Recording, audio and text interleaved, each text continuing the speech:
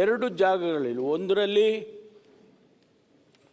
ಅಸ್ಥಿಪಂಜರ ಸಿಕ್ಕುತ್ತೆ, ಇನ್ನೊಂದು ಜಾಗದಲ್ಲಿ ಅಲ್ಲಿ ಕೂಡ ಒಂದಷ್ಟು ಬೋನ್ಗಳು ಸಿಕ್ಕುತ್ತೆ.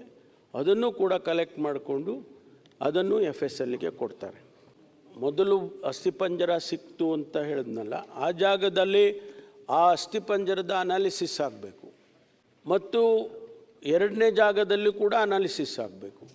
ಒಂದು ನಿಮಿಷ ಸರ್, SIT ತನಿಖೆನಲ್ಲಿ 17 ಗುಂಡಿಗಳನ್ನು ಏನು ತೆಗೆದ್ರಿ, ಅದರಲ್ಲಿ ಏನೇನು ಸಿಕ್ತು ಅದನ್ನ ಪರ್ಸ್ಯೂ ಮಾಡಲಿಕ್ಕೆ ಒಬ್ರು ಮ್ಯಾಜಿಸ್ಟ್ರೇಟ್ ಇಟ್ಟಿದ್ದೀವಿ ಅನ್ನೋದು ಸರಿ, ಆ ವಾದ ನಾನು ಒಪ್ಕೊಂಡೆ. ಆ ಅನಾಮಿಕ ಬಂದು ಆ ಬುರುಡೆಯನ್ನು ತೆಗಿಬೇಕಾದ್ರೆ ಯಾರು ಅನುಮತಿ ಕೊಟ್ಟಿದ್ರು? ಇವರೆಲ್ಲ ಮುಖ್ಯ. ಇದರಿಂದ ಇರುವಂತ ಕುತಂತ್ರ ಯಾವುದು, ಇದರಿಂದ ಇರೋ ಕುತಂತ್ರ ಯಾವುದು, ಇದರಿಂದ ಇರೋ ಗ್ಯಾಂಗ್ ಯಾವುದು, ಅದು ಬೇಕು ನಮಗೆ. ಷಡ್ಯಂತ್ರ. ಈಗ DK ಶಿವಕುಮಾರ್ ಅವರು ಹೇಳಿದ್ದಾರೆ, ನಾನು ಅವ್ರಿಗೆ ಬೆಂಬಲ ಕೊಡ್ತೀನಿ. DK ಶಿವಕುಮಾರ್ ಅವರಿಗೆ DK ಶಿವಕುಮಾರ್ ಹೇಳಿದ್ದಾರೆ, ಬೆಂಬಲ ಕೊಡ್ತೀನಿ ನಾನು. ಷಡ್ಯಂತ್ರ ಇದೆ ಅಂತ ಅವರು ಹೈಕಮಾಂಡ್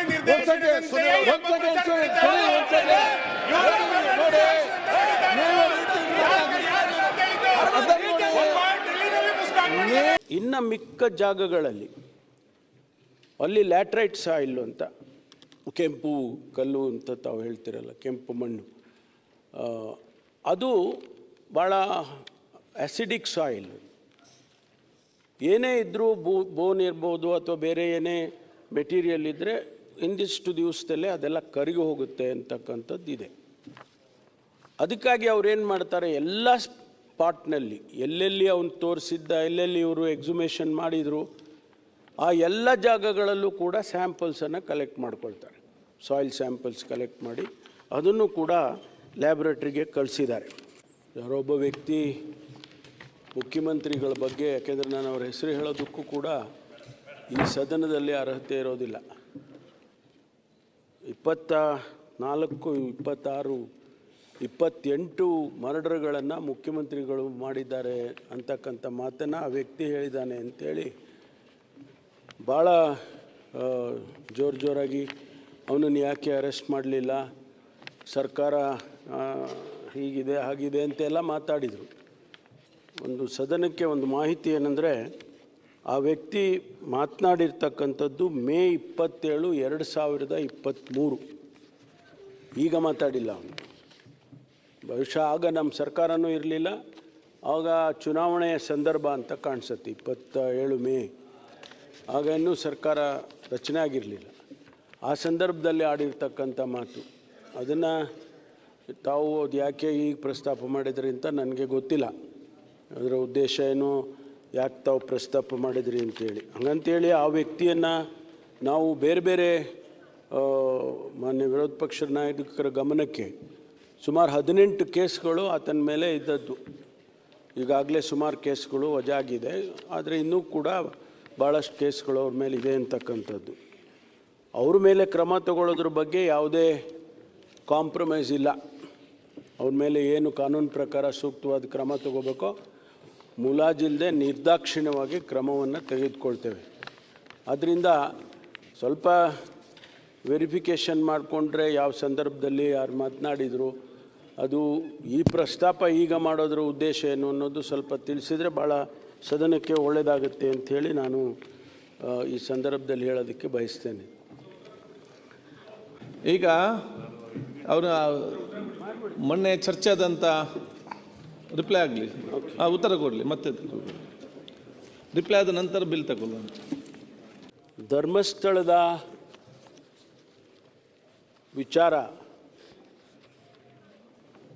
ಇವತ್ತು ಇಡೀ ದೇಶ ಗಮನಿಸ್ತಾ ಇದೆ. ಬಹುಶಃ ಅಂತಾರಾಷ್ಟ್ರೀಯ ಮಟ್ಟದಲ್ಲೂ ಕೂಡ ಇದು ಸುದ್ದಿ ಆಗಿರ್ತಕ್ಕಂಥದ್ದನ್ನು ನಾವು ನೋಡಿದ್ದೇವೆ. ಧರ್ಮಸ್ಥಳದ ಬಗ್ಗೆ, ಧರ್ಮಸ್ಥಳ ಒಂದು ದೇವಸ್ಥಾನ, ಅದರ ಬಗ್ಗೆ ಲಕ್ಷಾಂತರ ಜನ, ಕೋಟ್ಯಾಂತರ ಜನ ಭಕ್ತಾದಿಗಳು ಇವತ್ತು ಇಡೀ ದೇಶದಲ್ಲೇ ಇದ್ದಾರೆ. ಅದಕ್ಕೆ ಆದಂಥ ಒಂದು ಸ್ಥಾನ ಇದೆ, ಸಮಾಜದಲ್ಲಿ ಅದಕ್ಕೆ ಆದಂಥ ಒಂದು ಸ್ಥಾನ ಇದೆ.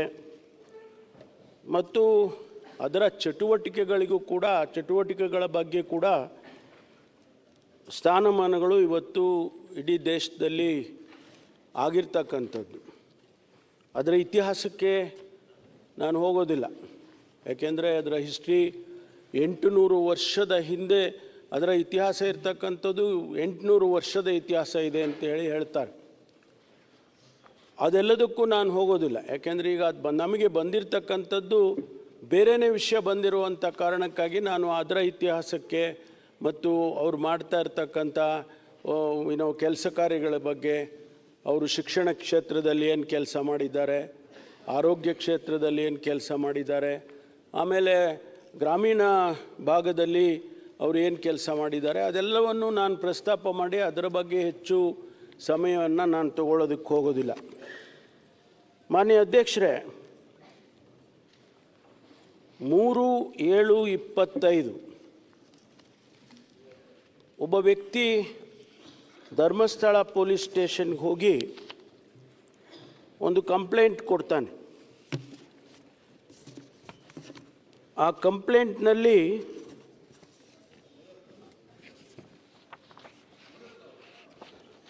ಅವನು ಪ್ರಸ್ತಾಪ ಮಾಡಿರ್ತಕ್ಕಂಥ ವಿಷಯ, ನನಗೆ ನಿರಂತರ ಪ್ರಾಣ ಬೆದರಿಕೆಯೊಡ್ಡಿ ಧರ್ಮಸ್ಥಳ ಗ್ರಾಮದ ವ್ಯಾಪ್ತಿಯಲ್ಲಿ ಮತ್ತು ಸುತ್ತಮುತ್ತಲಿನ ಪ್ರದೇಶಗಳಲ್ಲಿ ಕೊಲೆಗಳಾದ ಹಾಗೂ ಅತ್ಯಾಚಾರಕ್ಕೊಳಗಾದ ಅನೇಕ ಮೃತದೇಹಗಳು ಮತ್ತು ಸಾಕ್ಷ್ಯಗಳನ್ನು ನನ್ನಿಂದ ಬಲವಂತವಾಗಿ ಹೂತು ಹಾಕಿಸಿರುವ ಬಗ್ಗೆ ದೂರು. ಇದನ್ನು 3/7/25 ಧರ್ಮಸ್ಥಳದ ಪೊಲೀಸ್ ಸ್ಟೇಷನ್ನಲ್ಲಿ ಕೊಡ್ತಾನೆ. ಮುಂದುವರೆದು ಅತ್ಯಂತ ಭಾರವಾದ ಹೃದಯದಿಂದ ಹಾಗೂ ಪರಿಹಾರದ ಪಾಪ ಪ್ರಜ್ಞೆಯಿಂದ ಹೊರಬರುವ ಸಲುವಾಗಿ ಈ ದೂರು ನೀಡುತ್ತಿದ್ದೇನೆ. ನಾನು ಕಂಡ ಕೊಲೆಗಳು ಸ್ವೀಕರಿಸಿದ ಶವಗಳನ್ನು ಹೂತು ಹಾಕದಿದ್ದರೆ ಆ ಶವಗಳ ಜೊತೆಯಲ್ಲೇ ಮಣ್ಣು ಪಾಲಾಗಿಸುವ ನಿರಂತರ ಜೀವ ಬೆದರಿಕೆ ಮತ್ತು ಥಳಿತಗಳ ನೋವಿನ ನೆನಪಿನ ಹೊರೆಯನ್ನು ಇನ್ನೂ ಹೊರಲು ನನ್ನಿಂದ ಸಾಧ್ಯವಿಲ್ಲ. ಈ ಮೂಲಕ ನಾನು ಬಹಿರಂಗಪಡಿಸುತ್ತಿರುವ ಕೊಲೆಯಾದ ಅನೇಕ ಪುರುಷರು ಮತ್ತು ಅತ್ಯಾಚಾರಕ್ಕೊಳಗಾಗಿ ಕೊಲೆಗಳಾದ ಅನೇಕ ಯುವತಿಯರು ಮತ್ತು ಮಹಿಳೆಯರ ಮಾಹಿತಿಯನ್ನು ತೀವ್ರಗತಿಯಲ್ಲಿ ತನಿಖೆಗೊಳಪಡಿಸಿ ನನಗೆ ಮತ್ತು ನನ್ನ ಕುಟುಂಬದ ರಕ್ಷಣೆಯನ್ನು ಒದಗಿಸುವಂತೆ ಕೋರುತ್ತಿದ್ದೇನೆ. ಇನ್ನು ಭಾಳ ಸ್ಟೋರಿ ಬರೆದಿದ್ದಾನೆ, ಅದಕ್ಕೆ ಪೂರ್ತಿ ಹೇಳೋದಕ್ಕೆ ಹೋಗೋದಿಲ್ಲ. ಅದಾದ ಮೇಲೆ ಆ ಪೊಲೀಸ್ ಸ್ಟೇಷನ್ನಲ್ಲಿ 4/7/25 FIR ಮಾಡ್ತಾರೆ. ಆ FIRನಲ್ಲಿ ಇವನು ಕೊಟ್ಟಿರ್ತಕ್ಕಂಥ ಸಾರಾಂಶಗಳನ್ನೆಲ್ಲವನ್ನು ಕೂಡ ಆ FIRನಲ್ಲಿ ತೆಗೆದುಕೊಂಡು ಬಂದಿದ್ದಾರೆ. ಮತ್ತು ಅದನ್ನು ರಿಪೀಟ್ ಮಾಡೋದಕ್ಕೆ ಹೋಗೋದಿಲ್ಲ. ಸಾರಾಂಶ ಇಷ್ಟೇ, ನಾನು ಹೇಳಿದಾಗೆ ಅವನು ನಿರಂತರ ಪ್ರಾಣ ಬೆದರಿಕೆ ಇದೆ, ಕೊಲೆಗಳು ಮಾಡಿರೋದನ್ನು ಹೂತಾಕ್ಸಿದ್ರು ನನ್ನ ಕೈಲಿ ಅಂತಕ್ಕಂಥದ್ದು ಮುಖ್ಯವಾದಂಥ ಸಾರಾಂಶ. ಅದಾದ ಮೇಲೆ ಪೊಲೀಸ್ನವರು ಇವನನ್ನು, ಈ ವ್ಯಕ್ತಿ ಇಂತಹ ಒಂದು ಭಾಳ ಪ್ರಾಮುಖ್ಯವಾದ ವಿಚಾರವನ್ನು ಪ್ರಸ್ತಾಪ ಮಾಡಿದ್ದಾನೆ, ಕಂಪ್ಲೇಂಟ್ ಕೊಟ್ಟಿದ್ದಾನೆ, FIR ಮಾಡಿದ್ದೇವೆ, ಹಾಗೆ ಅಂತೇಳಿ ಇದು ಭಾಳ ಮುಖ್ಯ ಅಂಥೇಳಿ ಅವನನ್ನು ಮ್ಯಾಜಿಸ್ಟ್ರೇಟ್ ಮುಂದೆ ಪ್ರೊಡ್ಯೂಸ್ ಮಾಡ್ತಾರೆ. ಮ್ಯಾಜಿಸ್ಟ್ರೇಟ್ ಮುಂದೆ ಪ್ರೊಡ್ಯೂಸ್ ಮಾಡಿ ಅವನಿಂದ ಹೇಳಿಕೆಯನ್ನು ತಗೊಳ್ತಾರೆ. 164 ಸ್ಟೇಟ್ಮೆಂಟ್ ಅಂತ ಪೊಲೀಸ್ನಲ್ಲಿ CRPC ಕಾಮನ್ ಆಗಿ ಮ್ಯಾಜಿಸ್ಟ್ರೇಟ್ ಮುಂದೆ ಮಾಡುವುದು. ಈಗ ನಮ್ಮ ಹೊಸ ಕಾನೂನು ಪ್ರಕಾರ 186 ಆಗಿದೆ, ಅದು 183 BNSS ಅಂತ. ಆ ಸ್ಟೇಟ್ಮೆಂಟನ್ನು ರೆಕಾರ್ಡ್ ಮಾಡ್ತಾರೆ. ರೆಕಾರ್ಡ್ ಮಾಡಿದ ಮೇಲೆ ಮ್ಯಾಜಿಸ್ಟ್ರೇಟು ಇನ್ವೆಸ್ಟಿಗೇಷನ್ನಿಗೆ ಆದೇಶ ಮಾಡ್ತಾರೆ. ಇಮಿಡಿಯೇಟಾಗಿ ಪೊಲೀಸ್ನವರು ಇನ್ವೆಸ್ಟಿಗೇಷನನ್ನು ಪ್ರಾರಂಭ ಮಾಡ್ತಾರೆ. ಈ ಮಧ್ಯೆ ರಾಜ್ಯದ ಮಹಿಳಾ ಆಯೋಗ, ಕರ್ನಾಟಕ ಮಹಿಳಾ ಆಯೋಗ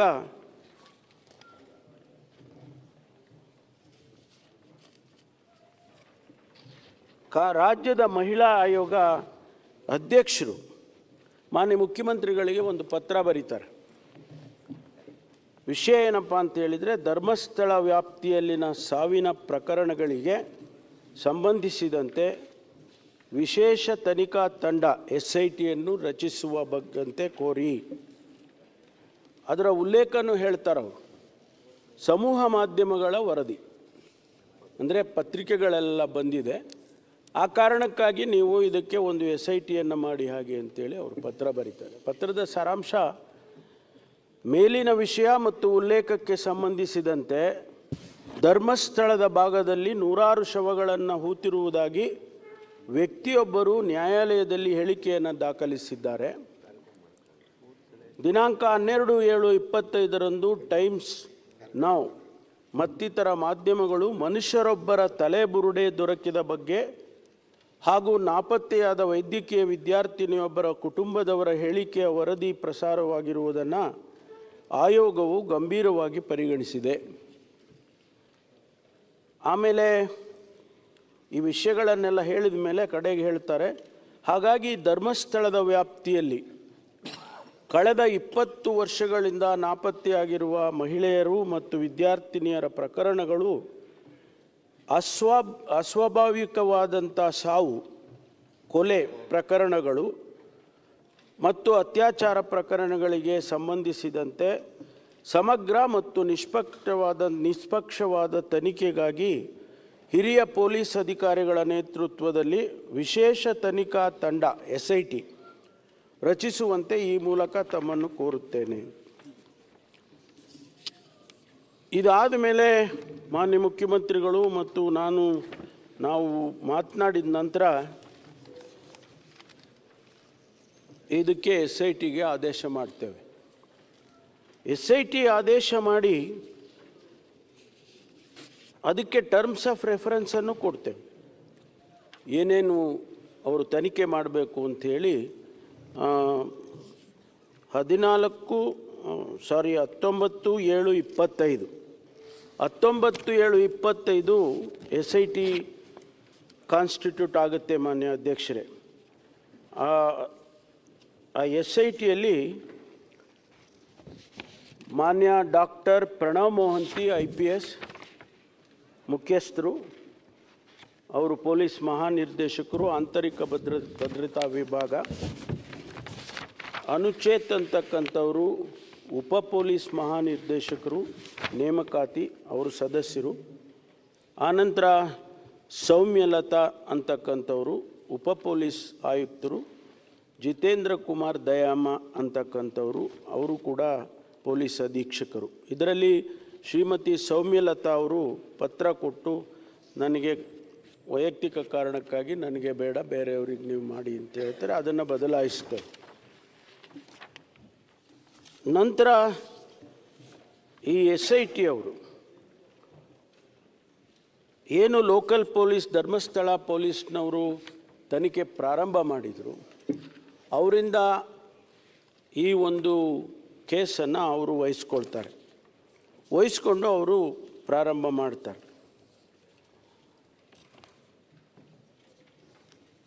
SIT ಅವರು ಮತ್ತೆ ಅವನನ್ನು ಕರೆದು 161 ಸ್ಟೇಟ್ಮೆಂಟನ್ನು ತಗೊಳ್ತಾರೆ.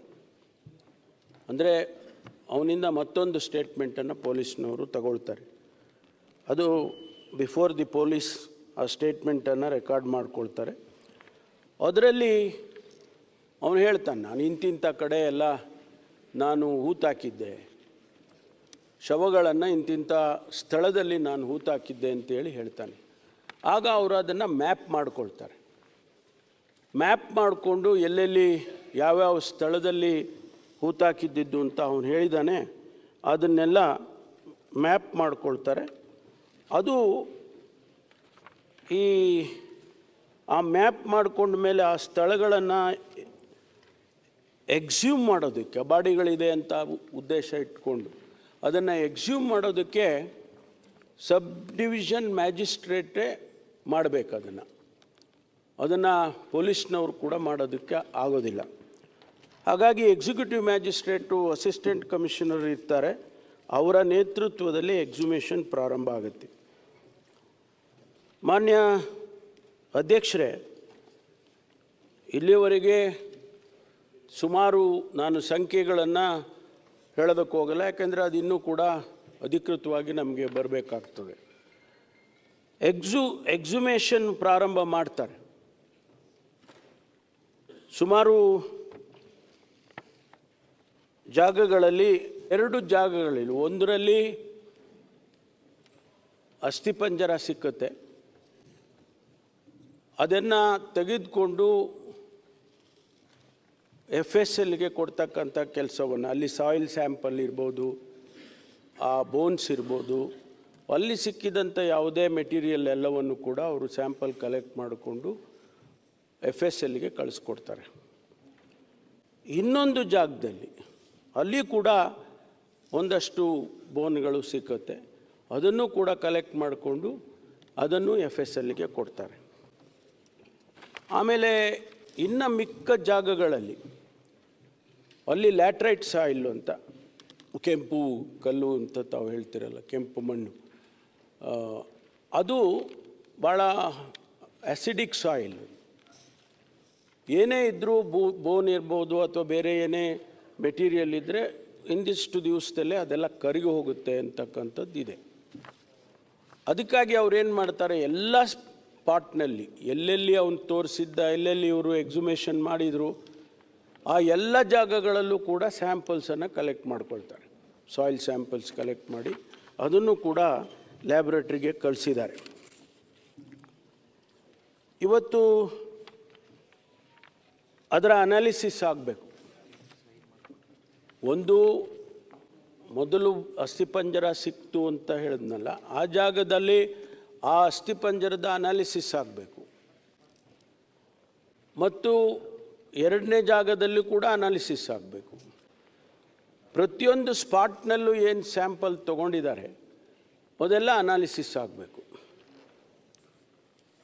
ಆಗ ಇನ್ವೆಸ್ಟಿಗೇಷನ್ ಪ್ರಾರಂಭ ಆಯಿತು ಅಂತೇಳಿ ನಾವು ಹೇಳ್ಬೋದು. ಇಲ್ಲಿವರೆಗೆ ಆಗಿರೋದೇನಪ್ಪ ಅಂದರೆ ಎಕ್ಸುಮೇಷನ್ ಅಷ್ಟೇ, not exactly the investigation. Investigation ಯಾವಾಗ ಪ್ರಾರಂಭ ಆಗ್ತದೆ ಅಂದರೆ ಸ್ಯಾಂಪಲ್ ಅನಾಲಿಸಿಸ್ ಆಗಿ, DNA ಅನಾಲಿಸಿಸ್ ಆಗಿ, ಸಾಯಿಲು ಅನಾಲಿಸಿಸ್ ಆಗಿ, ಅಲ್ಲಿ ಬರುವಂಥ ರಿಸಲ್ಟಿನ ಆಧಾರದ ಮೇಲೆ ಇನ್ವೆಸ್ಟಿಗೇಷನನ್ನು ಪ್ರಾರಂಭ ಮಾಡ್ತಾರೆ. ಈ ಮಧ್ಯೆ ಅವನು ಮೊದಲೇ ಒಂದು ಸ್ಕಲ್ಲನ್ನು ತೆಗೆದುಕೊಂಡು ಬಂದು ಕೊಟ್ಟಿರ್ತಾನೆ. ಅದನ್ನು ಕೂಡ ಈಗಾಗಲೇ FSLಗೆ ಕಳಿಸಿದ್ದಾರೆ.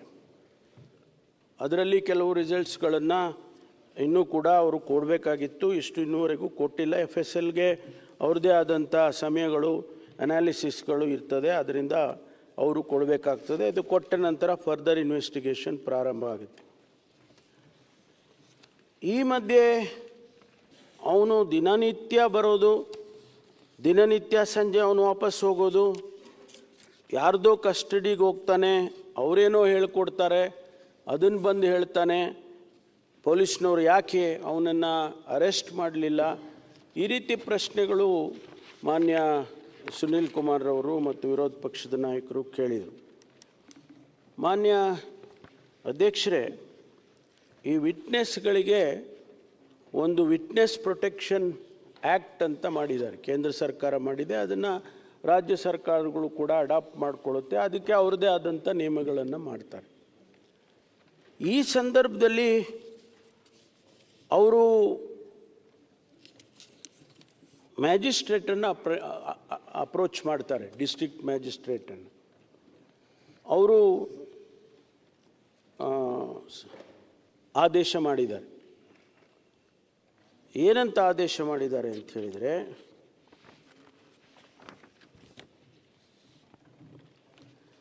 ಅದಕ್ಕೊಂದು ಸಮಿತಿ ಇದೆ, ಪ್ರಿನ್ಸಿಪಲ್ ಡಿಸ್ಟ್ರಿಕ್ಟ್ ಕೋರ್ಟ್ ಅಧ್ಯಕ್ಷತೆಯಲ್ಲಿ ಒಂದು ಸಮಿತಿ ಮಾಡಿದ್ದಾರೆ.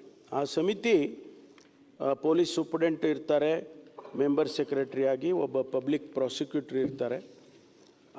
ಅವರು ಆದೇಶ ಮಾಡ್ತಾರೆ, the committee of detailed deliberations, it is decided that to give protection to the first informant and his family members pertaining to crime number 39/2025 of Dharmasthala Police Station, Dakshina Kannada, Mangaluru, which are as follows: ensuring that witness and accused do not come face to face during investigation.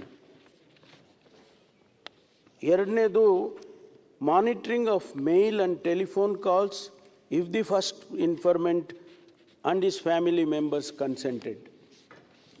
ಮೂರನೇದು, installation of security devices in the residence of the first informant, such as CCTV and alarms. 4, concealment of identity of the first informant by referring to him as English alphabet V. ಅವನ ಹೆಸರನ್ನು V ಅಂತ ಅವರೇ ಮಾಡ್ತಾರೆ. Herein afterwards, the first informant has to be referred as V. 5ನೇದು, emergency contact persons for the first informant to be furnished by V. 6, regular patrolling around the house of V. 7ನೇದು, temporary change of residence to a relative's house or a nearby town if V is consented. Escort to and from the police station and court. Allowing a support person to remain present during the recording the statement by the police. The remaining protection measures will be considered at the subsequent stage if necessary arises. The above said protection measures will be in force for 60 days from today unless the situation of urgency arises to conduct the next committee meeting. ಇದನ್ನು principal district judge ಅವರು ಕೋರ್ಟ್ರಿಂದ ಆದೇಶವನ್ನು ಮಾಡ್ತಾರೆ. ಅದಕ್ಕಾಗಿ ಅವರನ್ನು arrest ಮಾಡೋದಕ್ಕಾಗಲಿ ಅಥವಾ ನಮ್ಮ ಪೊಲೀಸ್ನವರ ಪ್ರೊಟೆಕ್ಷನ್ನಲ್ಲಿ ಇಟ್ಕೊಳ್ಳೋದಕ್ಕಾಗಲಿ ಸಾಧ್ಯ ಆಗೋದಿಲ್ಲ ಅಂಥೇಳಿ ಮಾನ್ಯ ಸದಸ್ಯರುಗಳಿಗೆ ನಾನು ತಿಳಿಸೋದಕ್ಕೆ ಬಯಸ್ತೇನೆ. ಮಾನ್ಯ ಅಧ್ಯಕ್ಷರೇ, ಈಗ ತನಿಖೆ ಬಹಳ ಗಂಭೀರವಾಗಿ ನಡೀತಾ ಇದೆ. ಈಗೇನವರು ವಿಟ್ನೆಸ್ ಪ್ರೊಟೆಕ್ಷನ್ ಆ್ಯಕ್ಟ್ನಲ್ಲಿ ಹೇಳಿದರು ಅದೆಲ್ಲವನ್ನು ಕೂಡ SITನವರು ಅವರಿಗೆ ಮಾಡಿದ್ದಾರೆ. ಜೊತೆಗೆ ಏನೆಲ್ಲ ಇನ್ವೆಸ್ಟಿಗೇಷನ್ನಲ್ಲಿ ಸಾಧ್ಯತೆ ಇದೆ, ಟ್ರಾನ್ಸ್ಪರೆಂಟಾಗಿ ಇನ್ವೆಸ್ಟಿಗೇಷನ್ ಮಾಡೋದಕ್ಕೆ ಸಾಧ್ಯತೆ ಇದೆ, ಯಾರದೇ ಒತ್ತಡಕ್ಕೆ ಮಣಿದೇ ಇರತಕ್ಕಂಥ ರೀತಿಯಲ್ಲಿ ಯಾರನ್ನೂ ಕೂಡ ಈ ಇನ್ವೆಸ್ಟಿಗೇಷನ್ನ ಡೈಲ್ಯೂಟ್ ಮಾಡೋದಕ್ಕೆ ಆಗಲಿ ಅವಕಾಶ ಕೊಡೋದಕ್ಕಾಗಲಿ ಇದು ಯಾವುದನ್ನೂ ಮಾಡದೆ ಬಹಳ ಫೇರ್ ಆಗಿ ಇವತ್ತು ಇನ್ವೆಸ್ಟಿಗೇಷನ್ನು ನಡೀತಾ ಇದೆ.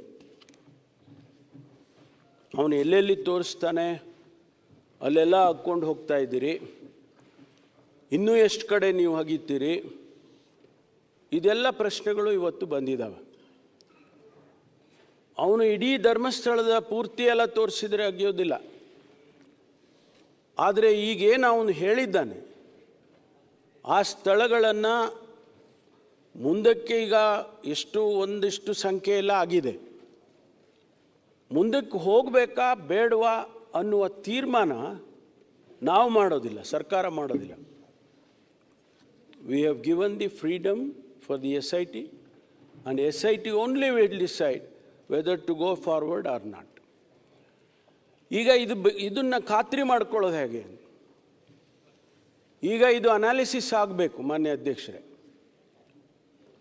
ಆ ಸ್ಥಳಗಳಲ್ಲಿ ಅವರು ಅನಾಲಿಸಿಸ್ ಮಾಡಿ, ಕೆಮಿಕಲ್ ಅನಾಲಿಸಿಸ್ ಮಾಡಿ, DNA ಮಾಡಿ, ಹೌದು ಅಲ್ಲೇನೂ ಇರಲಿಲ್ಲ, ಏನೂ ಇಲ್ಲ, ಆ ಸ್ಯಾಂಪಲ್ನಲ್ಲಿ ಯಾವುದೇ ರೀತಿಯ ಹ್ಯೂಮನ್ ಇದು DNA ಹ್ಯೂಮನ್ ಇದು ಬರಲಿಲ್ಲ ಅಂತಾದರೆ ಅದು ಬೇರೆ ಕನ್ಕ್ಲೂಷನಿಗೆ ಬರುತ್ತೆ. ಅಥವಾ ಒಂದು ವೇಳೆ ಅಲ್ಲಿ ಆ ಮೂಳೆ ಕರಗೋಗಿದೆ ಅಥವಾ ಇನ್ನೇನೋ ಆಗಿದೆ, ಆದರೆ DNA ಬಂದಿದೆ ಅಂತಾದರೆ ಅದು ಬೇರೆ ವಿಚಾರ ಆಗ್ತದೆ. ಅದು ಬರೋವರೆಗೂ, ಆ ರಿಸಲ್ಟ್ಸ್ ಬರೋವರೆಗೂ ಇದನ್ನು ಸ್ಥಗಿತ, ಮುಂದಕ್ಕೆ ಹೋಗೋದನ್ನು ಸ್ಥಗಿತ ಮಾಡಬೇಕು ಅಂತೇಳಿ SITನವರು ತೀರ್ಮಾನ ಮಾಡಿಕೊಂಡಿದ್ದಾರೆ ಅಂತ. ಆ ರಿಸಲ್ಟ್ಸ್ ಬರಬೇಕು, ಆ ರಿಸಲ್ಟ್ಸಿಗೆ ನಾವು ಕಾಯಬೇಕಾಗ್ತದೆ. ಅದಾದ ಮೇಲೆ ಮುಂದಕ್ಕೆ ಇನ್ವೆಸ್ಟಿಗೇಷನ್ ಮುಂದುವರಿಯುತ್ತೆ ಅಂತಕ್ಕಂಥದ್ದನ್ನು ನಾನು ಸದನಕ್ಕೆ ತಮ್ಮ ಮೂಲಕ ತರೋದಕ್ಕೆ ಬಯಸ್ತೇನೆ. ಇವತ್ತು ಭಾಳಷ್ಟು ವಿಚಾರಗಳು ಸ್ಪೆಕ್ಯುಲೇಷನ್ ಮೇಲೆ ನಡೀತಾ ಇದ್ದಾವೆ. ಹೀಗಂತೆ ಹಾಗಂತೆ. ನಾನು ಮಾಧ್ಯಮ ಸ್ನೇಹಿತರಿಗೆ ವಿನಂತಿ ಮಾಡಿಕೊಳ್ತೇನೆ, ಇದು ಭಾಳ ಸೆನ್ಸಿಟಿವ್ ಆಗಿರ್ತಕ್ಕಂಥ ವಿಚಾರ. ಇದು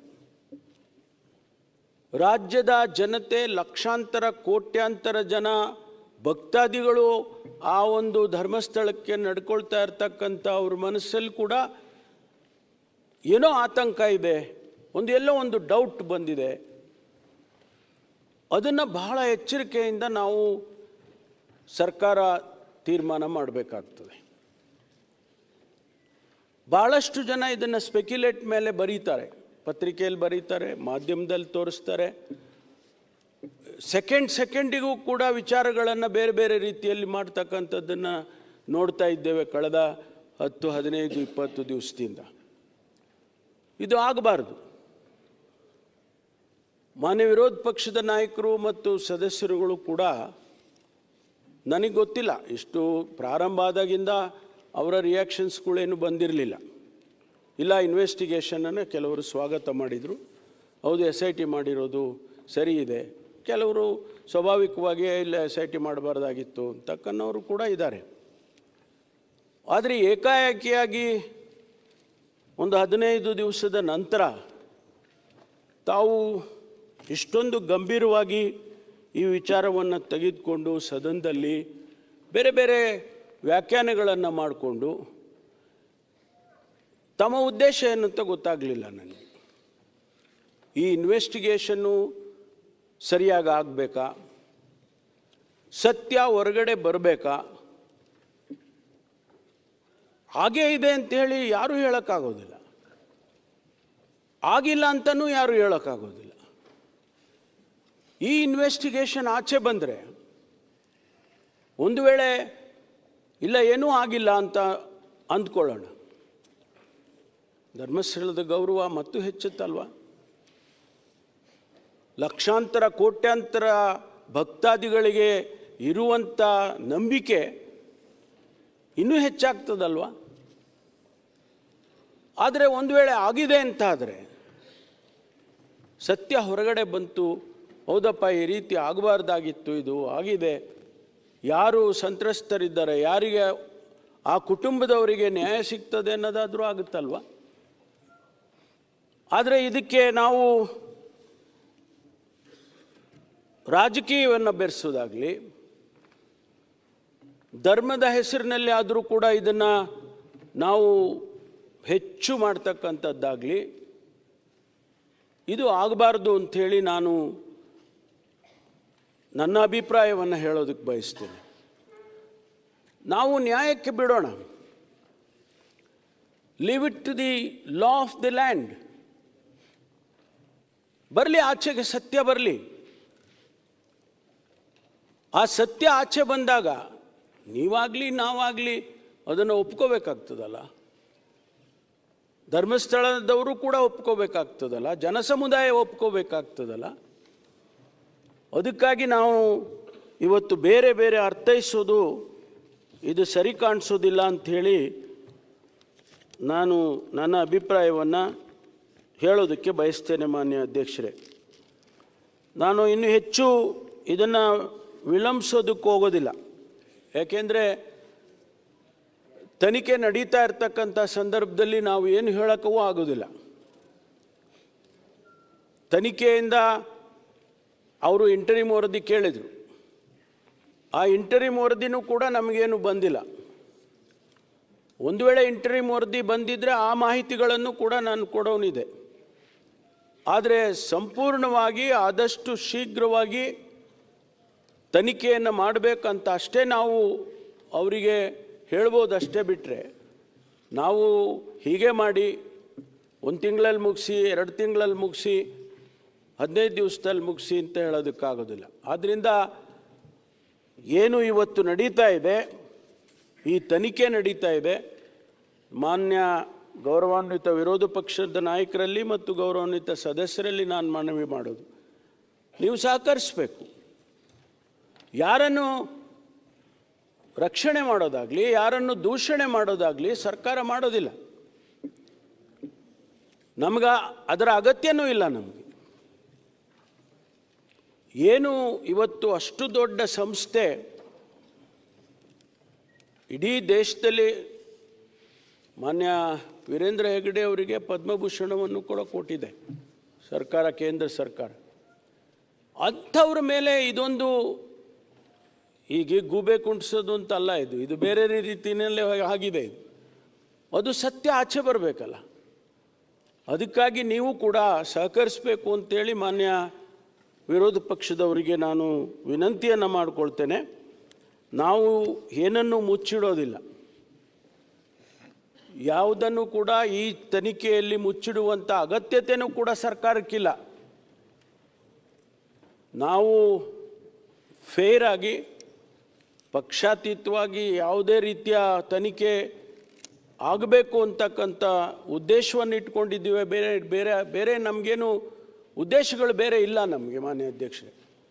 ಹಾಗಾಗಿ ಇವತ್ತು ಇಷ್ಟು ವಿಚಾರಗಳನ್ನು ಪ್ರಸ್ತುತವಾಗಿ ಇವತ್ತು ಇರ್ತಕ್ಕಂಥ ವಿಚಾರವನ್ನು ನಾನು ಸದನದ ಮುಂದೆ ಇಟ್ಟಿದ್ದೇನೆ. ಇದಕ್ಕೆ ಹೊರತುಪಡಿಸಿ ಬೇರೆ ಬೇರೆ ವಿಚಾರಗಳನ್ನು ನಾನು ಮಾತನಾಡೋದಕ್ಕೆ ಹೋಗೋದಿಲ್ಲ. ಯಾಕೆಂದರೆ ಅವೆಲ್ಲ ಆಫ್ಶೂಟ್, ಇದರಿಂದ ಬೇರೆ ಬೇರೆ ರೀತಿಯಲ್ಲಿ ಇರ್ತಕ್ಕಂಥದ್ದು, ಅದನ್ನು ಬೇರೆ ಬೇರೆ ಹಂತದಲ್ಲೇ ಅದನ್ನು ನಾವು ಹ್ಯಾಂಡಲ್ ಮಾಡ್ತೇವೆ. ಹಾಗಾಗಿ ಈ ಇಷ್ಟು ವಿಚಾರಗಳನ್ನು ನಾನು ಸದನದ ಮುಂದೆ ಮಂಡಿಸ್ತಾ ಇದ್ದೇನೆ. ಮಾನ್ಯ ವಿರೋಧ ಪಕ್ಷದ ನಾಯಕರು ಕೆಲವು ಪ್ರಶ್ನೆಗಳನ್ನು ಹೇಳಿದ್ದಕ್ಕೆಲ್ಲ ನಾನು ವಸ್ತುಸ್ಥಿತಿಯನ್ನು ನಾನು ಸದನದ ಮುಂದೆ ಇಟ್ಟಿದ್ದೇನೆ. ಹಾಗಾಗಿ ಮಾನ್ಯ ಸುನೀಲ್ ಕುಮಾರ್ರವರು, ಮಾನ್ಯ ಗೌರವಾನ್ವಿತ ಸದಸ್ಯರು ಇದನ್ನು ಪ್ರಸ್ತಾಪ ಮಾಡಿದರು. ಬಹುಶಃ ಅವರಿಗೆ ಇದರಿಂದ ಸಮಾಧಾನ ಆಗುತ್ತೋ ಇಲ್ಲೋ ಗೊತ್ತಿಲ್ಲ. ವಸ್ತುಸ್ಥಿತಿಯನ್ನು ಮುಂದೆ ಇಟ್ಟಿದ್ದೇನೆ. ಯಾಕೆಂದರೆ ಇದರಲ್ಲೇನೋ ಮುಚ್ಚಿಡುತ್ತೆ ಸರ್ಕಾರ, ಏನೋ ಬೇರೆ ರೀತಿಯಲ್ಲಿ ಇದನ್ನು ತೆಗೆದುಕೊಂಡು ಹೋಗ್ತಾ ಇದ್ದಾರೆ, ಯಾರದೋ ಒತ್ತಡಕ್ಕೆ ಮಣಿದಿದ್ದಾರೆ. SIT ಹ್ಯಾಗ್ ಫಾರಮ್ ಆಯಿತು ಅಂತ ನಾನು ಹೇಳಿದೆ. SIT ಯಾರೋ ಒತ್ತಡಕ್ಕೆ ಮಣಿದೆ SIT ಮಾಡಲಿಲ್ಲ ನಾವು. SIT ಅಲ್ಲಿನ ಪರಿಸ್ಥಿತಿ, ಆ ಸ್ಥಳೀಯ ಪೊಲೀಸರು ಧರ್ಮಸ್ಥಳದ ಪೊಲೀಸ್ ಸ್ಟೇಷನ್ನಲ್ಲಿ ಇನ್ವೆಸ್ಟಿಗೇಷನ್ ಮಾಡೋದಕ್ಕೆ ಸಾಮರ್ಥ್ಯ ಇರೋದಿಲ್ಲ. ಭಾಳಷ್ಟು ಟೆಕ್ನಾಲಜಿ ಇನ್ವಾಲ್ವ್ ಆಗಿದೆ. DNA ಅನಾಲಿಸಿಸ್ ಮಾಡಬೇಕು, ಸಾಯಿಲ್ ಅನಾಲಿಸಿಸ್ ಮಾಡಬೇಕು, ತದನಂತರ ಬರುವಂಥ ಇನ್ವೆಸ್ಟಿಗೇಷನ್ನು. ಅನಾಲಿಸಿಸ್ ಅಲ್ಲಿಗೆ ಮುಗ್ದೋಗೋದಿಲ್ಲ ಮಾನ್ಯ ಅಧ್ಯಕ್ಷರೇ. ಅನಾಲಿಸಿಸ್ ಆದಮೇಲೆ ಬರುತ್ತೆ ಇನ್ವೆಸ್ಟಿಗೇಷನ್. ಒಂದು ವೇಳೆ ಅಲ್ಲಿ ಒಂದು ಜಾಗದಲ್ಲಿ ಈಗ ಬೋನ್ ಸಿಕ್ಕಿದೆ ಅಂತ ಹೇಳಿದೆ ನಾನು, ಆ ಬೋನ್ ಯಾರ್ದು, ಎಲ್ಲಿಂದ ಬಂತು ಆ ಬೋನು, ಆ ಅಸ್ಥಿಪಂಜರ ಯಾವ ಸ್ಥಿತಿಯಲ್ಲಿ ಅವರು ಹೂತು ಹಾಕಿದ್ರು, ಅದು ಮರ್ಡರ್ ಆಗಿತ್ತಾ, ನ್ಯಾಚುರಲ್ ಆಗಿತ್ತಾ, ಹೂತವ್ರು ಯಾರು, ಇಷ್ಟು ಬೇರೆ ಬೇರೆ ವಿಚಾರಗಳೆಲ್ಲ ಇನ್ವೆಸ್ಟಿಗೇಷನ್ಗೆ ಶುರುವಾಗ್ತವೆ ಈ ಅನಾಲಿಸಿಸ್ ಬಂದ ಮೇಲೆ. ಆದ್ದರಿಂದ ನಾವು ಯಾವುದೇ ಒತ್ತಡಕ್ಕೆ ಮಣಿದಿಲ್ಲ. ಆ ಕಾರಣಕ್ಕಾಗಿ SIT ಮಾಡಬೇಕಾಯ್ತು ವಿನಃ ಆ ಪೊಲೀಸ್ ಸ್ಟೇಷನ್ನಲ್ಲಿ ಅವರು ಹ್ಯಾಂಡಲ್ ಮಾಡೋದಕ್ಕಾಗೋದಿಲ್ಲ ಅಂಥೇಳಿ. ಜೊತೆಗೆ ಮಹಿಳಾ ಆಯೋಗದವರು ರಿಕ್ವೆಸ್ಟ್ ಮಾಡಿದರು, ಅದನ್ನು ನಾನು ಪ್ರಸ್ತಾಪ ಮಾಡಿದ್ದೇನೆ. ಆದ್ದರಿಂದ ಯಾವುದೇ ಕಾರಣಕ್ಕೂ ಕೂಡ ಇದರಲ್ಲಿ ಯಾವ ಕಾಂಪ್ರಮೈಸು ಕೂಡ ನಾವು ಮಾಡಿಕೊಳ್ಳೋದಿಲ್ಲ. ಸತ್ಯವನ್ನು ಹೊರಗೆ ತರ್ತೇವೆ. ಸತ್ಯ ಹೇಳಿದೆ 164 ಸ್ಟೇಟ್ಮೆಂಟಲ್ಲಿ ಅವರು ಏನು ಹೇಳಿದ್ದಾರೆ ಅವೆಲ್ಲವನ್ನು ವೆರಿಫೈ ಮಾಡ್ತಾ ಇದ್ದೇವೆ. ಒಂದೊಂದಾಗಿ ಅವರು ಹೇಳಿದ ಪ್ರತಿಯೊಂದು ವಿಚಾರವನ್ನು ಕೂಡ ಇವತ್ತು ನಾವು ಅದನ್ನು ಇನ್ವೆಸ್ಟಿಗೇಷನ್ ಮಾಡ್ತಕ್ಕಂಥ ಕೆಲಸವನ್ನು ನಾವು ಮಾಡ್ತೇವೆ ಅಂತಕ್ಕಂಥ ಮಾತನ್ನು ಹೇಳಿ ಸಮಯ ಕೊಟ್ಟಿದ್ದಕ್ಕಾಗಿ ನಮಗೆ ಧನ್ಯವಾದಗಳನ್ನು ಹೇಳಿ ನಾನು ಮಾತು ಮುಗಿಸ್ತೇನೆ. ಪ್ರತಿಪಕ್ಷ ನಾಯಕರು. ಅಧ್ಯಕ್ಷರೇ, ನಾನು ಭಾಳ ಉತ್ತೇಜಿತನಾಗಿ ಊಟ ಮಾಡೋದು ಬಿಟ್ಟು ಬಂದೆ. ಯಾಕಂದರೆ ಮಾಧ್ಯಮದಲ್ಲೆಲ್ಲ ಇವತ್ತು ಪರಮೇಶ್ವರ್ ಅವರು ಬಹಿರಂಗಪಡಿಸ್ತಾರೆ ಅಂಥೇಳಿ ಭಾಳ ಒಂದು ದೊಡ್ಡ ಸುದ್ದಿಯಾಗಿತ್ತು. ನಾನು ಅಂತಲ್ಲ, ಇಡೀ ಕರ್ನಾಟಕದ 7 ಕೋಟಿ ಜನನೂ ನೋಡ್ತಾಯಿದ್ರು. ಏನೋ ಇವತ್ತು ಪರಮೇಶ್ವರ್ ಅವರು ಬಹಿರಂಗಪಡಿಸ್ತಾರೆ ಅಂಥೇಳಿ. ಅದು ಯಾವುದೋ ಒಂದು ಹಾಡಿತ್ತು, ಯಾವುದಪ್ಪ ಅದು, ಯಾವುದು, ಯಾರು ತಿಳಿಯರು ನಿನ್ನ ಭುಜಬಲದ ಪರಾಕ್ರಮ, ಸಮರದೋಳ್ ಬಾಣ ಹೂಡು ಅಂತೇಳಿ. ಇಲ್ಲಿ ಅವನು ನೋಡಿದ್ರೆ ಆ ಮಾಸ್ಕ್ ಮ್ಯಾನು ಬೆಟ್ಟ ಆಗಿದ್ಬಿಟ್ಟು ಇಲಿನೂ ಸಿಕ್ಕಲಿಲ್ಲ. ಇಲ್ಲಿ ನಮ್ಮ ಪರಮೇಶ್ವರ್ ಅವರು ಒಂದು ಸೊಳ್ಳೆನೂ ಸಿಕ್ಕಲಿಲ್ಲ ಅವ್ರು ಹೇಳಿರೋದ್ರಲ್ಲಿ, ಏನೂ ಇಲ್ಲ. ಏನು ಅವ್ರು ಪಾಪ ಬರ್ಕೊಟ್ಟಿದ್ರು, ಯಥಾವತ್ತಾಗಿ ಓದ್ಬಿಟ್ಟಿದ್ದಾರೆ. ಇಲ್ಲಿ ನನಗೆ ಅನಿಸೋವಂಥದ್ದು, ಒಂದು ಕ್ಯಾಬಿನೆಟ್ ಅಂದರೆ ಎಲ್ಲ ಒಗ್ಗಟ್ಟಾಗಿರಬೇಕು. ನಮ್ಮ ಒಬ್ಬ ಸ್ನೇಹಿತರು ಹೇಳ್ತಾರೆ, ಈ ಧರ್ಮಸ್ಥಳ ಇದೆಯಲ್ಲ, ಈ ಧರ್ಮಸ್ಥಳದ ಈ ವಿಚಾರದಲ್ಲಿ, ಈ ಧರ್ಮಸ್ಥಳದ ಅನ್ಯಾಯ, ಮೋಸ, ಇಷ್ಟೆಲ್ಲ ಅನಾಹುತ ಆಗಿದೆಯಲ್ಲ, ಅದರಿಂದ ಷಡ್ಯಂತ್ರ ಇದೆ ಅಂತ ಪದೇ ಪದೇ ಹೇಳ್ತಾರೆ. ಇಲ್ಲಿ ನಮ್ಮ ಪರಮೇಶ್ವರ್ ಅವರು ಏನೂ ಇಲ್ಲ, ಅದನ್ನು ಟೆಸ್ಟ್ ಮಾಡ್ತಾ ಇದ್ದೀರಿ, ರಿಪೋರ್ಟ್ ಕಳಿಸಿದ್ದೀರಿ, ಅದು ಸದನದಲ್ಲಿ ಪ್ರಶ್ನೆಗೆ ಉತ್ತರ ಕೊಡ್ತಾರಲ್ಲ ಹಂಗೆ ಅಷ್ಟೇ. ಇಲ್ಲಿ ನಾವು ಪ್ರಮುಖವಾಗಿ ಕೇಳಿರ್ತಕ್ಕಂಥದ್ದು, ನೀವು SIT ರಚನೆ ಮಾಡಿದ್ರಲ್ಲ, ಯಾರು ಒತ್ತಡದಲ್ಲಿ ಮಾಡಿದ್ರಿ ಹೇಳಲೇ ಇಲ್ಲ. ಎಲ್ಲ ಅವ್ರು ಹೇಳ್ತಾರೆ, ಅಲ್ಲ ಒಂದು ನಿಮಿಷ ನೀವು ಸಮಾಧಾನ.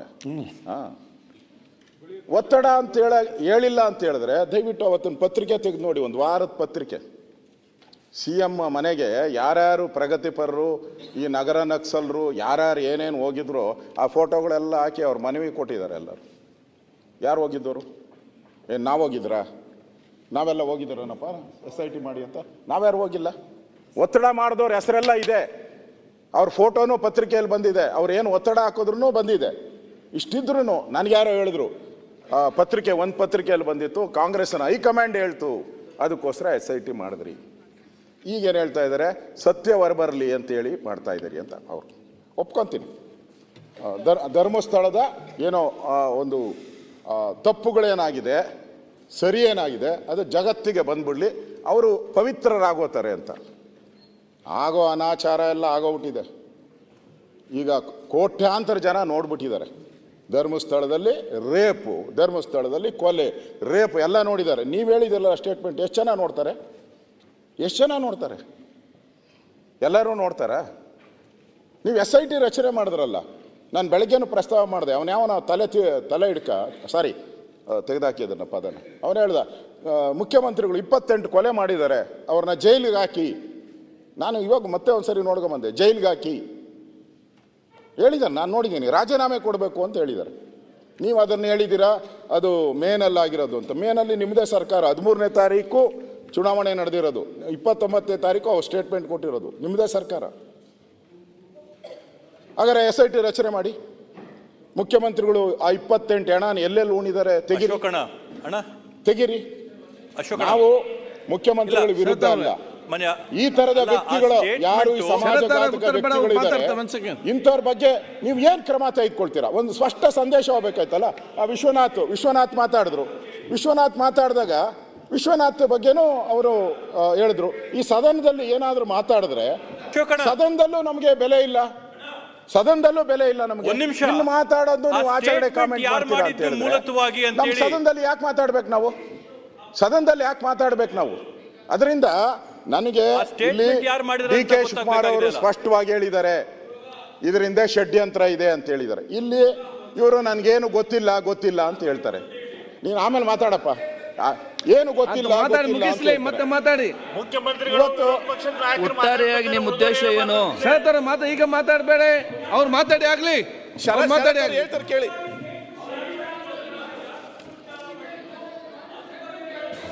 ಅವ್ರು ಮಾತಾಡ್ತಾರೆ, ಹೋಮ್ ಮಿನಿಸ್ಟರ್ ಉತ್ತರ ಕೊಡ್ತಾರೆ. ಅಲ್ಲ, ನಾನು ಹೇಳ್ತಿರೋದು ಸನ್ಮಾನ್ಯ ಅಧ್ಯಕ್ಷರೇ, ಕೂತ್ಕೊಳ್ಳಿ ಈಗ. ಆಯ್ತು, ಸನ್ಮಾನ್ಯ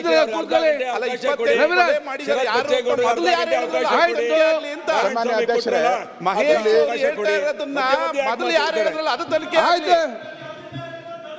ರವಿಗೌಡ ಅಧ್ಯಕ್ಷರೇ,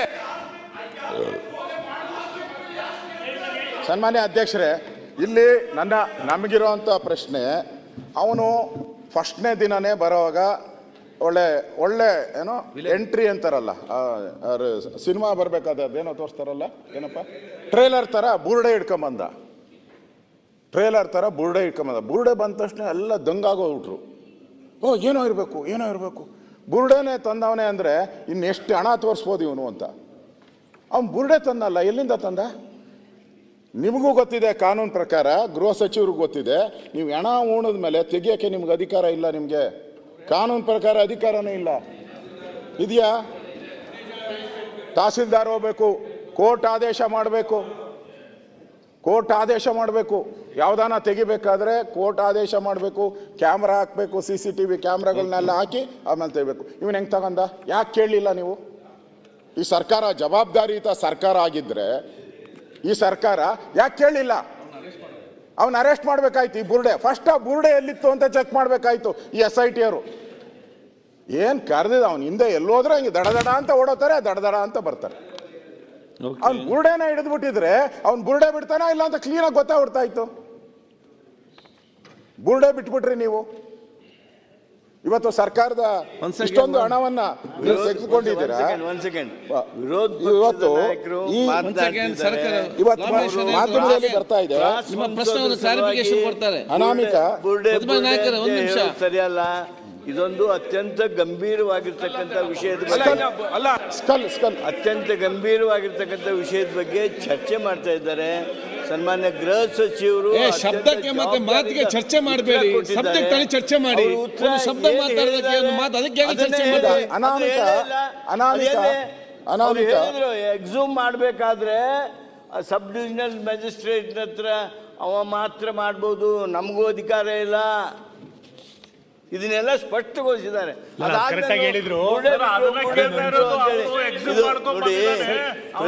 ಪ್ರಚಾರಕ್ಕೆ ಮಾತನಾಡುವ ಮಾತಾಗಬಾರ್ದು. ಅಲ್ಲ ಸರ್, ಅದನ್ನೇ ಹೇಳಿದ್ದು ನಮ್ಮ ನಾಯಕರು, ಅದನ್ನೇ ಹೇಳಿದ್ದು. ಜಾನಂದ್ ಅವರೇ, ಅವನಿಗೆ ಎಲ್ಲಿ ಸುರೇಶ್ ಆಯ್ತು ಹೆಂಗೆ ಅಲ್ಲ, ಅದನ್ನ ಹೇಳಲಿಲ್ಲ. ಇವತ್ತು ಅದನ್ನ ಹೇಳಲಿಲ್ಲ, ಅದನ್ನ FSL ಕಳ್ಸಿದೀವಿ ಅಂತ ಹೇಳಿಲ್ಲ. ಆ ಬುರುಡಿಯನ್ನ FSL ನೋಡಿ, ಆ ಸ್ಕಲ್ ಅದು 6ನೇ ಹೊಂಡದಲ್ಲಿ ನೀವು ಆ ಸ್ಕಲ್ಲಿನ ಬಗ್ಗೆ ತನಿಖೆ ನಡೀತಿದೆ, FSL ಕಳಿಸಿದಿರಿ ಅಂತ ಹೇಳಿದ್ರಿ. ಆ ಸ್ಕಲ್ ತೆಗಿಲಿಕ್ಕೆ ಅನುಮತಿ ಕೊಟ್ಟವ್ರು ಯಾರು? ಅದನ್ನ ಹೇಳಿ ಫಸ್ಟ್. ಆ ಸ್ಕಲ್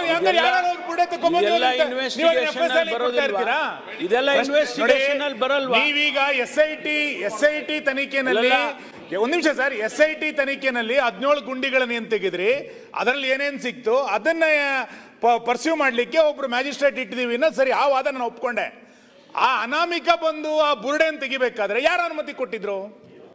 ನೀವು ಆ ಬುರುಡೆನ FSL ಕಳಿಸಿರೋದು ಸರಿ, ಆ ಬುರುಡೆ ತೆಗಿಲಿಕ್ಕೆ ಕೊಟ್ಟರ ಅನುಮತಿ ಯಾರ್ದದು? ಆ ಅನುಮತಿ ಕೊಟ್ಟಿದ್ರ? ಅನುಮತಿ ಕೊಟ್ಟಿಲ್ಲ ಅಂತಾದ್ರೆ ಅವನ ಮೇಲೆ ಇಲ್ಲಿ ತನಕ ಏನ್ ಆಕ್ಷನ್ ತಗೊಂಡಿದ್ದೀರಿ?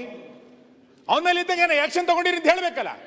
ಅವ್ನು ತಗೊಂಡಿದ್ದಕ್ಕೆ FSL ವರದಿ ಕೊಡ್ಲಿಕ್ಕೆ ಕಳಿಸಿರೋದು ಕೊಟ್ರೆ ಆಮೇಲೆ ಯಾರು ಅನುಮತಿ ಕೊಟ್ರು ತಗೊಂಡ್ಬರ್ಲಿಕ್ಕೆ?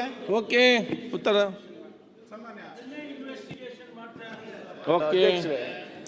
ಇನ್ವೆಸ್ಟಿಗೇಷನ್ ಮಾಡ್ತಾ ಇರೋದೇ, ಅದನ್ನ ಏನ್ ಮಾಡ್ತಾರೆ ಆಮೇಲೆ ಮುಂದೆ ಮಾನ್ಯ ವಿರೋಧ ಪಕ್ಷದ ನಾಯಕರಿಗೆ ಈಗ ಅಲ್ಲಿ ಏನೂ ಇಲ್ಲ ಅಂತ ಆಯ್ತು ಅಂತ ಇಟ್ಕೊಳ್ಳಿ, ಕಾನೂನಿನಲ್ಲಿ ಅವಕಾಶ ಇಲ್ವಾ ಅವನ ಮೇಲೆ ಕ್ರಮ ತಗೊಳಕ್ಕೆ?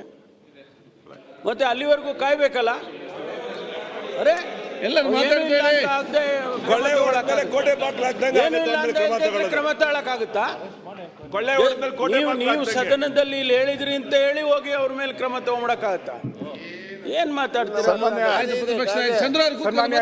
ಗೃಹ ಸಚಿವರು ಒಳ್ಳೆ ಪಾಯಿಂಟ್ ಹೇಳವ್ರೆ, ನಾನು ಮರ್ತೋಗ್ಬಿಟ್ಟಿದ್ದೆ, ಅದು ಬರ್ಕೊಂಡಿರ್ಲಿಲ್ಲ.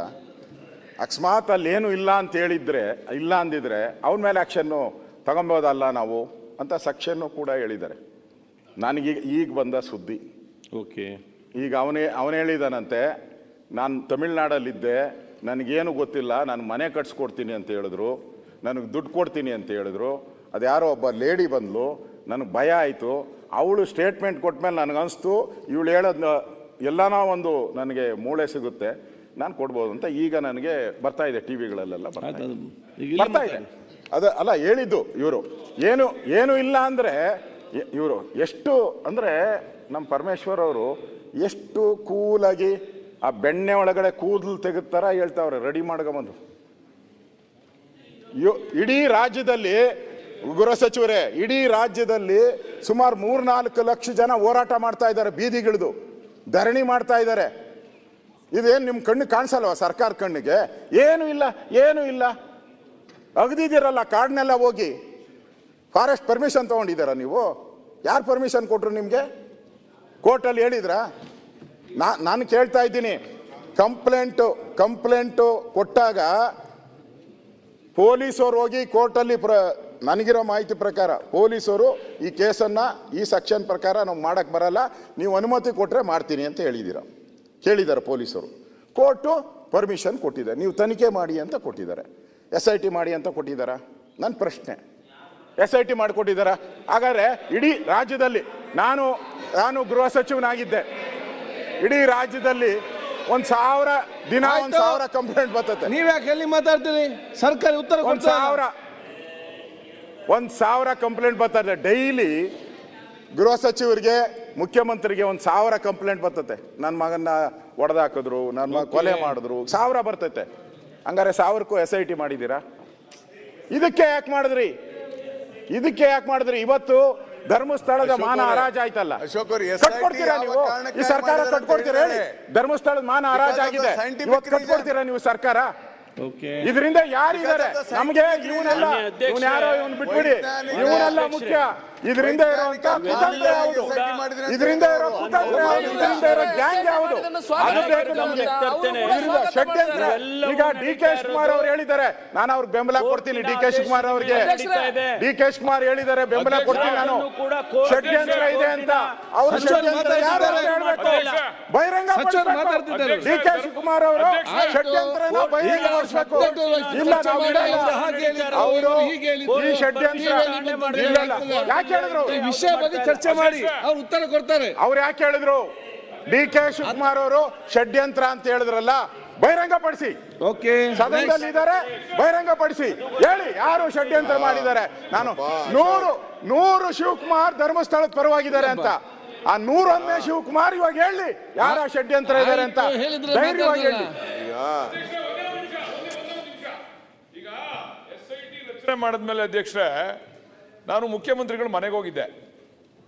ಅವರ ಕುಟುಂಬದವರು, ಬಹುಶಃ ಅವರ ಸೋದರ ಅಂತ ಕಾಣಿಸ್ತದೆ, ಅವರು ಅವ್ರ ಮನೆಗೆ ಬಂದು ಧನ್ಯವಾದ ಹೇಳಿದ್ರು ಮುಖ್ಯಮಂತ್ರಿಗಳಿಗೆ.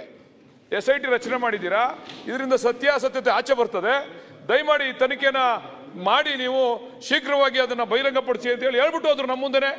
ಅವರೇ ಒಪ್ಕೊಳ್ಳೋದು, ಅವ್ರ ಸೋದರ ಇರ್ಬೋದು, ಅವ್ರು ಬಂದಿದ್ದವರು. ನಾನಿದ್ದೆ ಅವತ್ತಲ್ಲಿ. ಅವ್ರ CCTV ಧರ್ಮಾಧಿಕಾರಿ ಹೆಗಡೆ ಅವರ ಸೋದರ ಇರ್ಬೋದು. ಅವರು ಆ CCTV ತೆಗೆಸಿ ನೋಡಿ, ಮುಖ್ಯಮಂತ್ರಿಗಳ ಮನೆಗೆ ಬಂದವರು ಸ್ವಾಗತ ಬಯಸಿದ್ದಾರೆ. ಯಾರು ಬಂದಿದ್ರು ಅಂತ ನೋಡಿ ನಾವೆಲ್ಲ ಹೋದಾಗ ಡೇಟ್ ಸಮೇತ ಕೊಡ್ತೀವಿ. ಇವ್ರಿಗೆ ಯಾಕೆ ಬಂದೈತೆ ಗೊತ್ತಿಲ್ಲಪ್ಪ ನಮ್ಗೆ.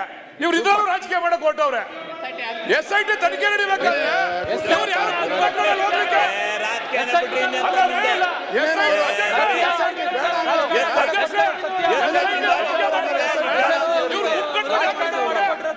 ಇವ್ರ ಮೇಲೆ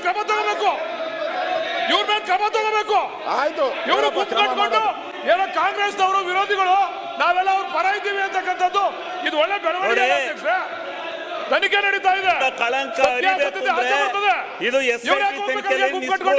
ತನಿಖೆ ಆಗಬೇಕು. ನಾವೇನೋ ವಿಲನ್ಗಳು, ಇವರೇ ಹೀರೋಗಳು ಅಂತ ಹೋಗ್ತಾರೆ. ಪವಿತ್ರವಾದ ಸ್ಥಳ ಅಂತ ಎಲ್ಲರಿಗೂ ಗೊತ್ತು. ಅದಕ್ಕೆ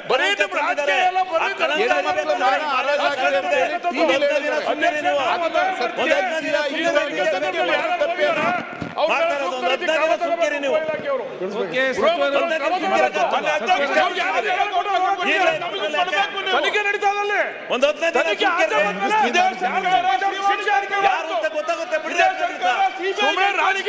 ಅಲ್ಲೂ ರಾಜಕೀಯ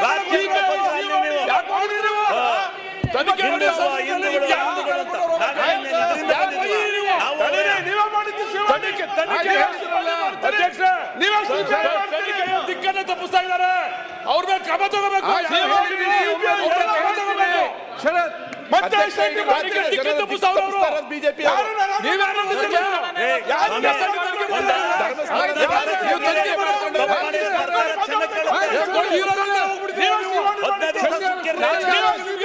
ಬರೀ ಇದೇ ರಾಜಕೀಯ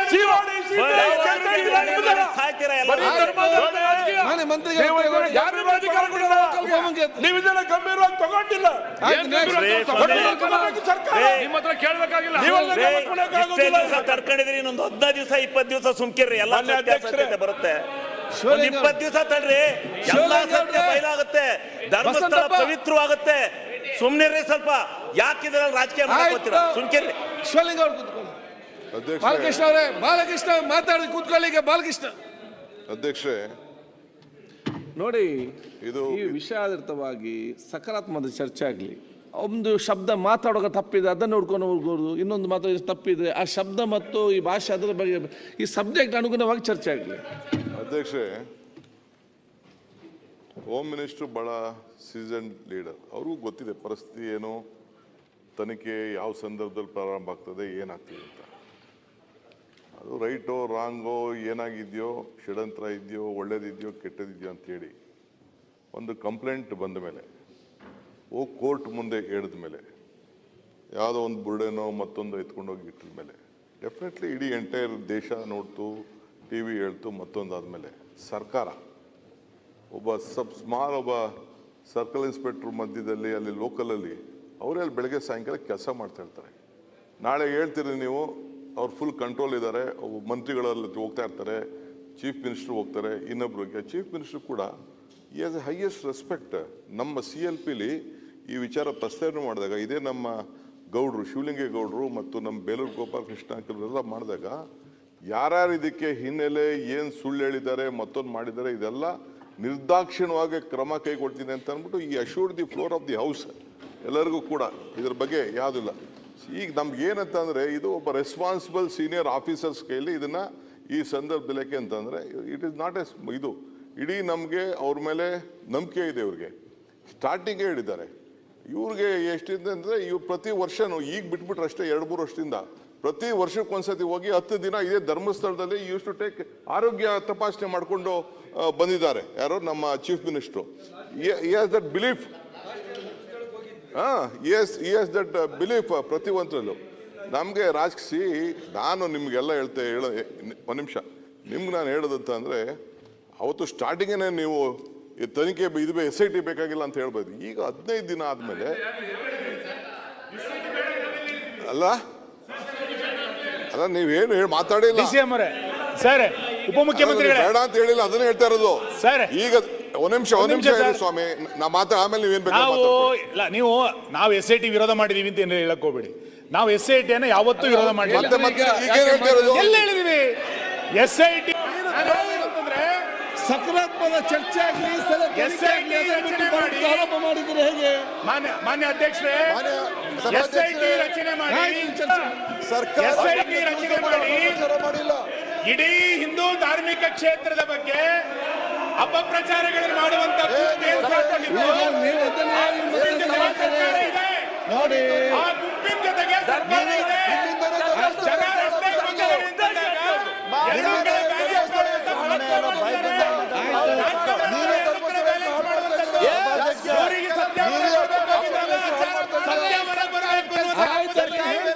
ಇಡೀ ಕ್ಷೇತ್ರದ ಬಗ್ಗೆ ಹಿಂದೂ ಧಾರ್ಮಿಕ ಕ್ಷೇತ್ರದ ಬಗ್ಗೆ ಅಪಪ್ರಚಾರವನ್ನು ಮಾಡುವಂತ ಹುನ್ನಾರ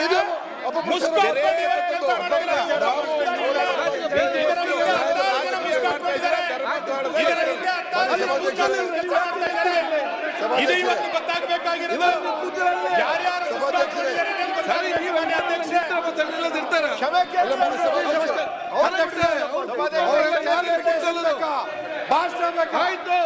ದಿನೇಶ್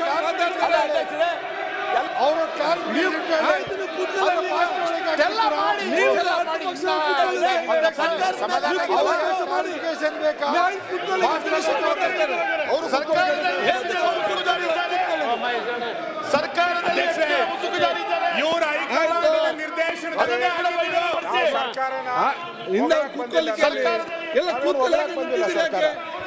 ಯಾಕೆ ನಿಂತಿದ್ದೀರಿ? ಪ್ರತಿಪಕ್ಷ ಕೂತ್ಕೊಳ್ಳಿಕ್ಕೆ ಮಾಡ್ತಾರೆ. ಆಯ್ತು ಕೂತ್ಕೊಳ್ಳಪ್ಪ ಒಮ್ಮೆ. ಅಧ್ಯಕ್ಷರೇ, ಗೋಪಾಲ ಕೃಷ್ಣ ಕೂತ್ಕೊಳ್ಳಿ. ಜನ ಆಕ್ರೋಶದಿಂದ ನಂಜೇಗೌಡ ಅದಕ್ಕೆ ಇವರು ಏನೇನೋ ಕತೆ ಕಟ್ಟಿಕೊಂಡಿದ್ದಾರೆ. ಇವರ ಹೈಕಮಾಂಡ್ ನಿರ್ದೇಶನದಂತೆ ಒಬ್ಬ ಪ್ರಚಾರ ಮಾಡಿದ್ದಾರೆ. ಇವರ ಒಬ್ಬ ಡೆಲ್ಲಿನಲ್ಲಿ ಮುಸ್ಕಾಕೊಂಡಿದ್ದಾರೆ. ಇನ್ನೊಬ್ಬ ನಮ್ಮಲ್ಲಿ ಮುಸ್ಕಾಕೊಂಡಿದ್ದಾರೆ. ನೀವು ಚರ್ಚೆ ಈ ನಿಮಗೆ ಮುಸ್ಕುದಾರಿಗಳು ತುಂಬಾ ಸರಿಯಾದ ನಡೆಯಲಿ. ಚರ್ಚೆ ಮತ್ತು ಉತ್ತರ ಬೇಕಾದ್ರೆ ನೀವು ಸರಿಯಾಗಿ ಮಾತಾಡಿ. ಬರೀ ಗುಂಡ ಹಾಕ್ಬೇಕು, ಅಲ್ಲಿ ಚರ್ಚೆ ಆಗ್ಬೇಕು, ಆ ರೀತಿ ಹಾಕ್ಬೇಕು, ಈ ರೀತಿ ಮಾತಾಡ್ಬೇಕು. ಧಾರ್ಮಿಕ ಕ್ಷೇತ್ರದ ಬಗ್ಗೆ ಸರ್ಕಾರ ಅದನ್ನು ಉತ್ತರ ಕೊಟ್ಟಿದ್ದಾರಲ್ಲ. ಏನು ಉತ್ತರ ಕೊಟ್ಟಿದ್ದಾರೆ?